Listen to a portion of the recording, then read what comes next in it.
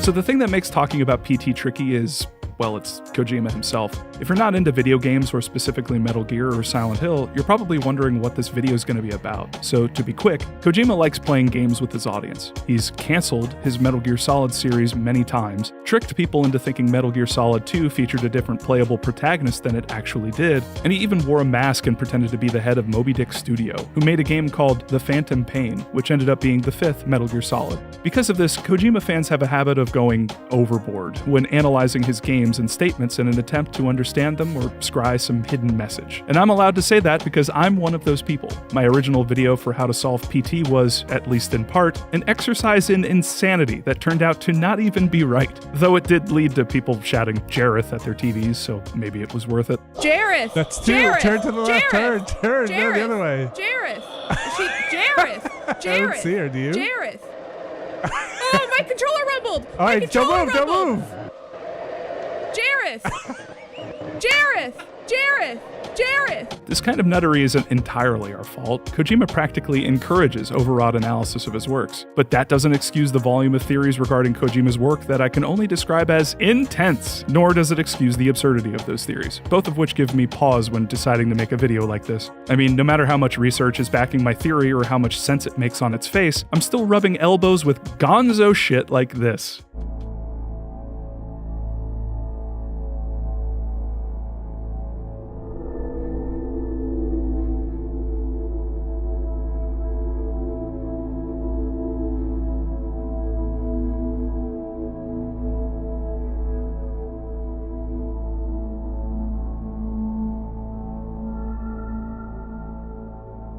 Look, I wouldn't be making this video if I didn't think it was at least somewhat based in reality and interesting to think about. I believe I met those requirements. So, here we go. I don't think PT was a teaser for Silent Hills. Let's get a few things out of the way. 1. Many people worked on all of the games Kojima has made, and I do not intend to put him on a pedestal like he's the only one who matters. All of Kojima productions, both past and present, deserve recognition for the time and energy spent on Kojima's various ayahuascan vision quests. 2. I will mention certain Konami staff by name here, but this is not an invitation to harass them. 3. Konami, please don't sue me. Recently, during Giant Bomb's E3 2019 coverage, former Kojima Productions member Ryan Payton explained his thoughts on Kojima's upcoming game, Death Stranding. Here's like something that shouldn't be too much of a surprise. Like Hideo, when he works on games, it's very autobiographical, and clearly, that makes sense now. Clearly, the Konami separation experience was not a pleasant one. So I think that he's going to. It's clear. I think there's a lot of metaphor in what's going on. I see it a little differently because having worked there. Yeah. Is that I don't know if you remember it, but it has Norman Reedus and he's got handcuffs, and then they're broken, and there's a baby, and he's naked. Yeah. And it's Hideo. There's like naked snake. This was his baby Metal Gear, and then it's taken away from him. It disappears, and he's got like the handcuffs are off, and he's looking off in the future, and there's this kind of creepy horizon, and to me it was completely autobiographical. This actually makes a lot of sense. Even Kojima has said that the Metal Gear Solid games are largely him working through his relationship with his father, who passed away when Kojima was 13. So it shouldn't be much of a surprise that Kojima's work can be autobiographical at times, or that Death Stranding is possibly just a giant metaphor for his breakup with Konami. Put another way, if Kojima were a musician, Death Stranding might be seen as a breakup album. I'd posit even the name Death Stranding, which is when sea creatures beach themselves and die for unknown reasons, is directly referencing Konami management's willingness to kill off Kojima Productions for seemingly no good reason. There's a lot more to say about Death Stranding, but what if we examine PT knowing Kojima's penchant for autobiography? Dad was such a drag. Every day he'd eat the same kind of food, dress the same, sit in front of the same kind of games. Yeah, he was just that kind of guy. But then one day he goes and kills us all. He couldn't even be original about the way he did it. I'm not complaining. I was dying of boredom anyway. Something that a lot of people have already picked up on is that the finale to PT is seemingly directed at Konami. The dad being referenced can be seen as Konami itself, while the person speaking can be viewed as Kojima. This is a favored theory among fans, who have made a habit of replacing the dad in the sequence for Konami. Konami was such a drag, etc. But if we follow this idea through, that Kojima was really saying these things about Konami, remember that PT came out 5 years ago in August of 2014. Kojima's last day at Konami was October 9th, 2015, and he started his new company, an independent Kojima Productions, on December 2015. So ending PT by saying, "But then one day he goes and kills us all," Kojima was predicting Konami would disband Kojima Productions a year before it actually happened. Of course, someone in a high position at Konami as Kojima would have known this. After all, who knows Kojima's contract better than Kojima himself? But it seems like he hid this information in PT via metaphor. Was Kojima trying to tell us what was going to happen between him and Konami? And was that the only thing he hid in the game? About a year ago, game journalist Joel Couture, I hope I'm pronouncing that right, released PT, A Video Game Ghost Story, an ebook detailing PT's release and aftermath. In it, Joel interviewed an anonymous source at Konami who had a lot to say about the company's falling out with Kojima. They tell the story of a Kojima Productions in early 2011, deep in the process of building a game engine for the next installment in the Metal Gear series. Kojima Productions had been working on the Fox engine and what came to be known as Metal Gear Solid 5 for many years. I think he had dumped like $100 million or some crazy amount building that engine in the game. Konami, understandably, wanted to use that engine for multiple things. More Metal Gear games, and I guess they're using it for Pro Evolution Soccer right now. From what I've heard, it's a really difficult engine to use. I think Kojima initially said that they were going to license this engine out so students could use it, kind of on the same level as Unreal. That didn't get followed up with anything because it was really tough to work on. But on June 14th, 2011, Konami released a mobile game called Dragon Collection. The game was a microtransaction-filled free-to-play gachapon produced by Hideki Hayakawa, an up-and-comer within the company. According to my own anonymous sources, around this time, Hayakawa approached Kojima about using Metal Gear's Solid Snake in Dragon Collection in some way. Kojima refused, and, according to Joel's source, took it a step further. Now, another thing that I heard was that Kojima was very condescending toward the mobile guys when they weren't proven successful yet. He was working on the next big thing, and they were working on a mobile game. And while this is all rumored, someone may have said something to Kojima, and he said something condescending back about their game. Regardless, Dragon Collection would go on to become a huge success for Konami. Fun fact, Hiroyuki Owaku, writer of Silent Hill 2 and Silent Hill 3, also worked on Dragon Collection as a producer. The development costs of the game were small, but more importantly, it made money hand over fist, supposedly generating something like $1 million a day. The money Dragon Collection was making compared to the development costs of the Fox engine and Metal Gear Solid 5 began to sow doubts about Kojima in Konami executives' minds, including that of Konami's chairman of the board and co-founder, Kagemasa Kazuki. In this situation, a lot of the higher-ups were thinking, this low-cost game is making millions of dollars a day, and we have Kojima's studio asking for millions and millions more to finish this game. Seeing it from the executives' point of view, this is crazy. They had built up 3 new studios, had suddenly gone from 1 studio in America to 3 or 4 on the West Coast alone, so they were just hemorrhaging money. So I think this whole thing with Kojima was at a boiling point already. Looking at archived news releases on Konami's site that have now been erased, we can track Hayakawa's meteoric rise within the company. On November 2nd, 2011, 5 months after Dragon Collection was released, Hayakawa was promoted to corporate officer. On October 31st, 2013, Konami announced that Hayakawa would be promoted to senior corporate officer. And on July 3rd, 2014, he was promoted to vice president of Konami Japan, replacing Hideo Kojima. July 3rd, 2014 is also the date the management structure at Konami was split between clearly executive and content officer roles. Hayakawa was put on the executive team, while Kojima was shifted to the content officer team.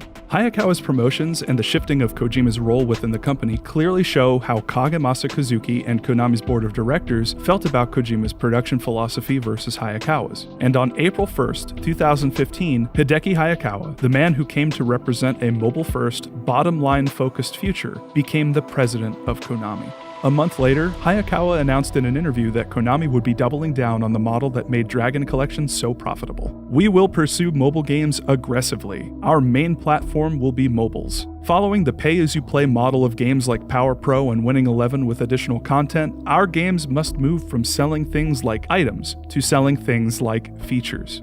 The same month this was said, Silent Hills was officially canceled, and PT was removed from the PlayStation Store. Later that year, Kojima, the man who advocated for the old way of making video games at Konami, no longer worked for the company. But not before the release of Metal Gear Solid 5, which was criticized for featuring microtransactions and not being fully complete.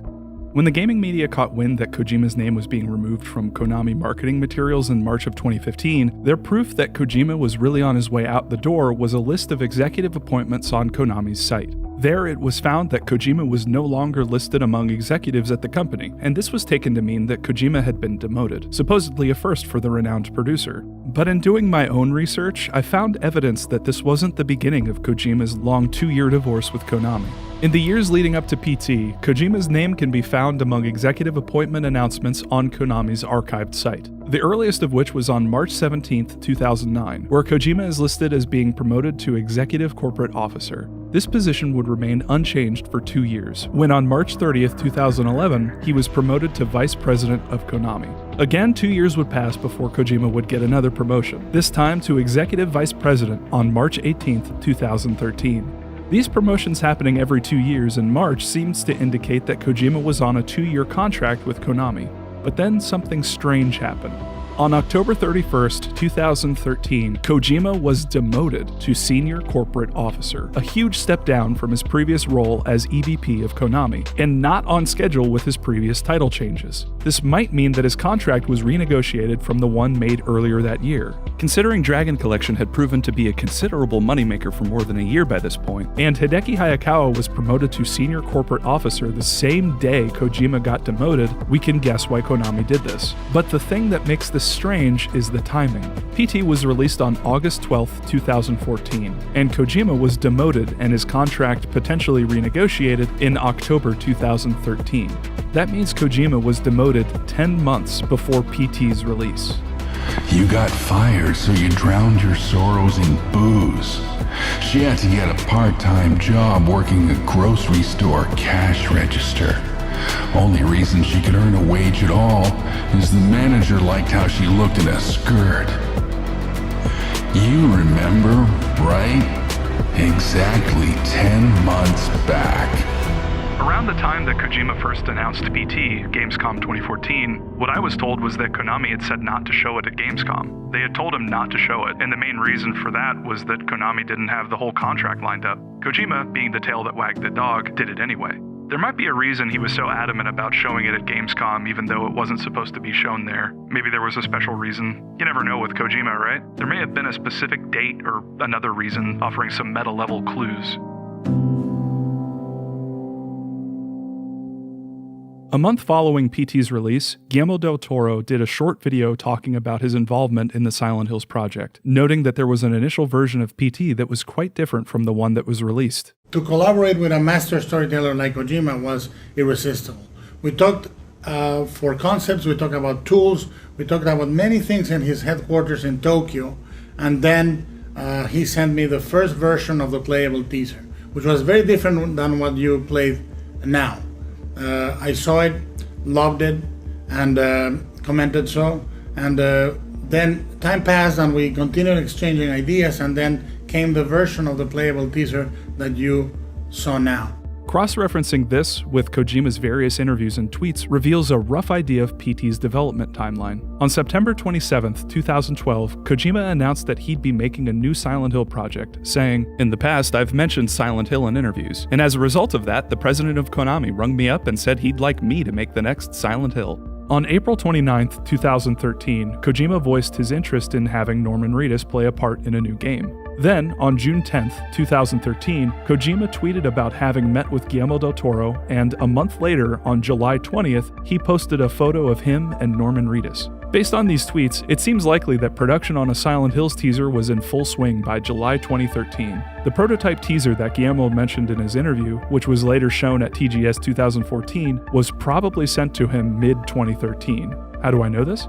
In the final version of PT, there are two overt references to the 1938 War of the Worlds radio broadcast from 75 years ago. But by 2014, the time PT was released, that infamous broadcast was 76 years old. Why keep this seemingly inaccurate reference in the final version of the game? I propose that this was done to point out the original intended release date of the Silent Hills teaser, October 30th, 2013, which was meant to coincide with the War of the Worlds radio broadcast as well as Halloween. After all, what better time to release your horror game? But, as we found out earlier, this would be the month that Kojima would get fired or demoted, throwing his plans into disarray. Anonymous sources at Konami have said that Kojima's firing had to do with him spending too much money without making it back. So imagine being a Konami executive, already frustrated with Kojima's antics and reckless spending, getting the news that not only is he not finished with the Fox engine or Metal Gear Solid 5, but now he wants to start what will likely be years of development on a new Silent Hill game that will involve a big-name film director and star an incredibly popular actor who will almost certainly cost a massive amount of money.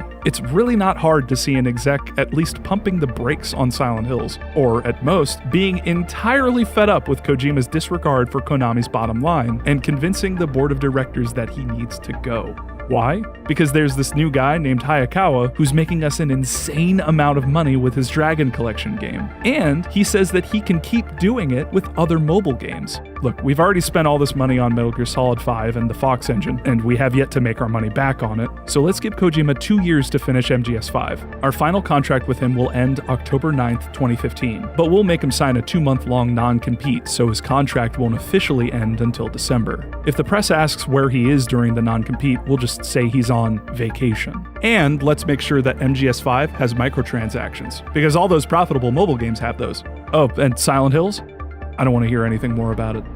Exactly 10 months back from PT's release date was October 12th, 2013. Based on his Twitter, Kojima at that time was in America visiting his LA studio. If I'm right, at some point that day, he got a phone call from Konami HQ in Japan.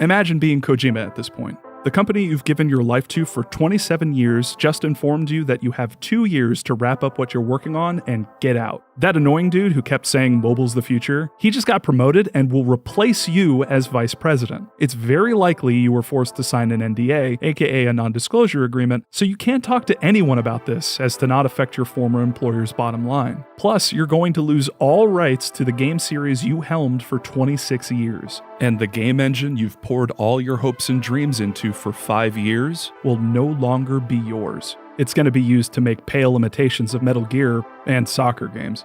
I'd be pissed. Months later, Kojima would meet Nicholas Winding Refn, the director of the movies Drive and The Neon Demon, and the two became fast friends. The first time Kojima met with Nicholas on Twitter is March 11th, 2014, saying the two talked over creation. The tweet ends with an emphatic fist and features Kojima and Nicholas posing as if they were preparing to do battle. When Ground Zeroes released a week after that tweet, on March 18, 2014, things between Kojima and Konami seemed fine to the outside observer. But with the benefit of hindsight, we can look back on this game and notice some oddities. On the mission Deja Vu, which was a PlayStation exclusive mission and one giant trip down Metal Gear Solid memory lane, certain tasks you're meant to complete have taken on a different meaning. Like when you're supposed to use a blue light attached to your gun to erase logos of real Metal Gear games, and not the various fake Metal Gear games that are strewn about. At a certain point, Kaz will say, "You might be able to erase the markings, but the memories will never disappear." A hint at what would happen almost exactly a year later when Kojima's name was erased from Metal Gear Solid 5 marketing materials. And after you erase all the logos to real Metal Gear games, Kaz says, "You did it. You erased all the markings, but every one of them will always be with you." You seem to be a fan of Hideo Kojima games. That last part's interesting, considering that Psycho Mantis' original line that's being referenced here was, "I see that you enjoy Konami games." Also during this mission, you can find a Kojima Productions logo without the fox in it for both the main and LA studios, hinting that there would be a point in the future where Kojima Productions would lose the Fox engine, the Metal Gear franchise, or both. 3 months later, on June 12, 2014, Kojima was interviewed by Time, who asked him why he came back to the series when he said he'd stopped making Metal Gear Solid games after MGS4. Kojima responded by saying he originally wanted his younger staff to helm MGS5, but numbered MGS games turned out to be too big for them. He ended his answer by saying, "And this time, I'll say it again, this is the last one. Not the last Metal Gear, but the last one I'll work on." But Kojima wasn't going out without a fight. At some point before or around this time, Kojima realized his staff had already done all this work on a teaser for Silent Hills back when it was actually going to happen. The concept trailer was neat, and it was an absolute shame it would never come to pass. But what if he could tweak it to create a small, unrelated game with a hidden message? A gauntlet of absurd puzzles with a trailer for his unfairly canceled Silent Hills project at the end. After all, as long as his staff kept the secret, none of the execs actually played video games, so they wouldn't beat it and shut it down prematurely. Besides, once people found the trailer, the cat's out of the bag. Kojima could get his Sony contacts to silently put this new game on the PlayStation Store and announce it at Gamescom 2014. But what about the other people outside Konami who were involved with the Silent Hills project? After all, Kojima didn't have any of their contracts finalized. He'd have to meet with them to let them in on what he was planning, and gain a little confidence along the way. July 22nd, 2014, had reunion with one of my soul warriors, Nicholas Winding Refn, who visited our LA studio. Now I'm fully charged. July 24th, 2014, reunion with my another soul warrior, Guillermo del Toro. Had soul fight and hug. I feel I'm charged. July 24th, 2014, had reunion with one of my soul warriors, Norman Reedus. It's been for half a year. I feel I'm charged.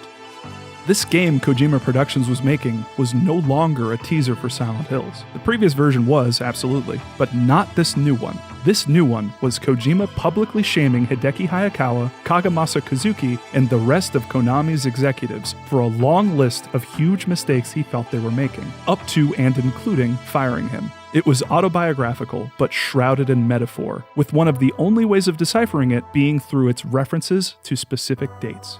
PT was more than a great little horror game. It was an extremely creative way of getting around an NDA. One of the reasons I like this theory so much is because it doesn't just explain bits or pieces of the game. All of a sudden, everything about PT comes into focus in a way that it never has before. From the cryptic lines to the colored flashlights, all these things that were once mysterious have newfound meaning. Take, for example, Lisa. What was once PT's de facto YouTube thumbnail, Lisa can now be interpreted as the Fox engine itself, killed by Konami, potentially her husband in PT, through their limited vision of gaming's future and the ousting of Kojima. Lisa is shown resurrected and pregnant, meaning Konami still wanted to use the Fox engine to create more games after they fired the people that made it. The Sync Fetus's monologue hints at this. She had to get a part-time job working a grocery store cash register. Only reason she could earn a wage at all is the manager liked how she looked in a skirt.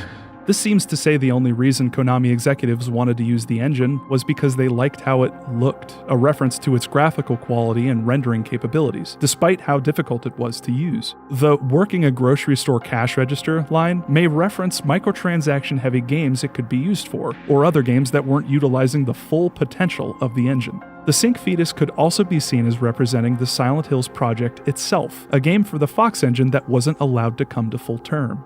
204863 represents Kojima, being that the 24th of August 1963 is Kojima's birthday. With this number's inclusion in PT, Kojima seems to be saying that Konami executives, or possibly Kagemasa Kazuki specifically, became enraged by Kojima, largely due to him spending all of Konami's money on the Fox engine, Metal Gear Solid 5, and other ventures while not being profitable, and that they were driven to destroy Kojima Productions because of Kojima. This is all mirrored in PT, where a father is driven to murder his family because of the number he kept hearing over the radio, 204863. Several days before the murders, neighbors say they heard the father repeating a sequence of numbers in a loud voice. They said it was like he was chanting some strange spell. In fact, the first time you hear 204863 in the game, it's said on the radio by a voice urging the listener to give in to paranoia. You can't trust the tap water. Look behind you. I said, look behind you. 204863. as if to say Kagemasa was paranoid about Kojima taking all the credit for his company. The reason I'm singling out Kagemasa Kozuki is because another anonymous source at Konami sent some emails to YouTuber Super Bunny Hop and said, Kagemasa Kozuki, the CEO of Konami, hates Kojima. Some say that Kagemasa has just gone batshit crazy and doesn't care much about the company anymore. Forbes has also gone on record and said, the first thing you need to understand about Konami is that it is a family business. Kagemasa Kozuki co-founded the company back in 1969, with the Ko of Konami coming from his surname in case you didn't know. Kagemasa is the chairman, while his son, Takuya Kozuki, is president. The board of directors has Kozuki's nephew and son-in-law with seats, and fully 4 out of the 7 internal directors of the company are part of the Kozuki clan in some form or another. So the likes of Hideo Kojima was already somewhat of an outsider to that arrangement. He's also been very adept at handling PR, and subsequently creating a great man myth about himself. And then there's this. I walked. I could do nothing but walk. And then I saw me walking in front of myself. But it wasn't really me. Watch out. The gap in the door. It's a separate reality. The only me is me. Are you sure the only you is you? Was Kojima telling us how he felt when he was let go by Konami? When he was given 2 years to finish MGS5, all he could do was move forward. But then he saw his replacement as VP and member of the board, Hideki Hayakawa. He couldn't just let them get away with this. He had to fight back. He was Hideo Kojima, after all. No one could replace him. And that separate reality, that was the one where Silent Hills actually came to be, the game the trailer at the end of PT is for. Another message was only one Konami employees would understand. The Konami you knew is gone. Now, they monitor everything you do. They even have special police that will report you to higher-ups if you do something they don't like. You can stay at Konami and live this way, or you can become one of us, the people who will be leaving with Kojima to form a new Kojima Productions. This is all reflected in the Swedish broadcast.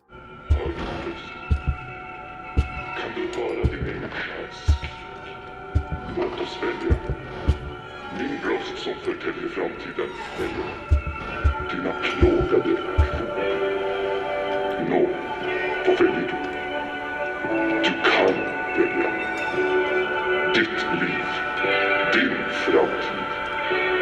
Klok som du är, så kanske du redan upptäckte. Ja, radiodramat för 75 år sedan var sanning. De är här på vården. Och de övervakar och ser allt. Lita ej på mig.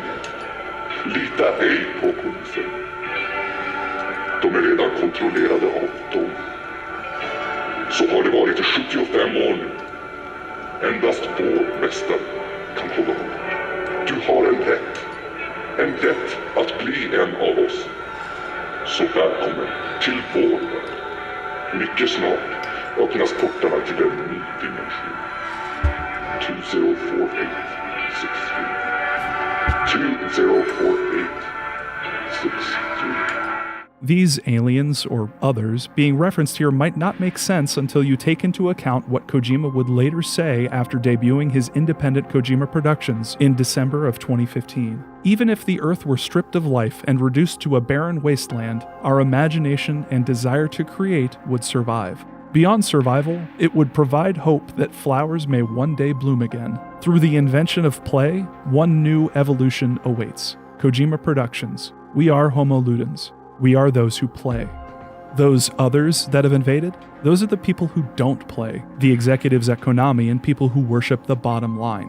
That anonymous Konami employee from earlier in this video mentioned this. A lot of the executives spend their whole lives learning business and accounting to the point where they don't really play games themselves. A lot of the businessmen who are taking over at Konami, they don't even know the Konami characters. There's also this. Knowing you, I was sure you'd notice this game and play it. I will never, can never, forget that day 20 years ago. Because of the 75 years ago line, we can infer that the events in PT take place in 2013, the 75th anniversary of the War of the Worlds radio broadcast. 20 years before 2013 was 1993.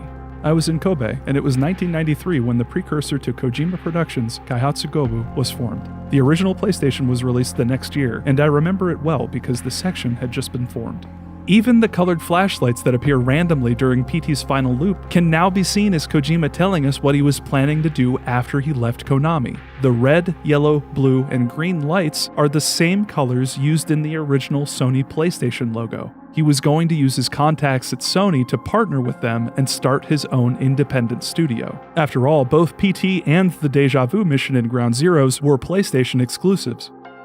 I always wondered why exactly Konami made the decisions they did after PT's release. Why did they lock Hideo Kojima in a room away from his staff for the development of MGS5? Why was every decision he made micromanaged by Konami execs? Why was PT scrubbed so unceremoniously from PSN? And why have the news articles Konami keeps on their site been scrubbed of everything before 2014? Now, it all makes sense. Kojima was putting hidden messages in his games to bypass his NDA and tell the world what Konami and Kagemasa Kazuki were up to. He had effectively outplayed everyone at Konami, and PT represented Kojima burning his bridge with his former employer. Konami couldn't risk him doing any further damage to their brand. They had to lock him down and get rid of the evidence. So, happy birthday, PT. It took 5 years, but I think we finally got you mostly figured out. If I've missed anything or you want to add to this theory, please leave a comment. I'd love to hear it. And if all this info was hidden in PT, I can only imagine what's going to be in Death Stranding. Kojima's soul warriors from PT's development are going to be in the game after all, and it seems to be way more overt with its metaphors. I mean, the main character, Sam Bridges, works for a company named Bridges. Must be a coincidence that Hideo Kojima also works for a company with his name on it, right? Yeah. Must be.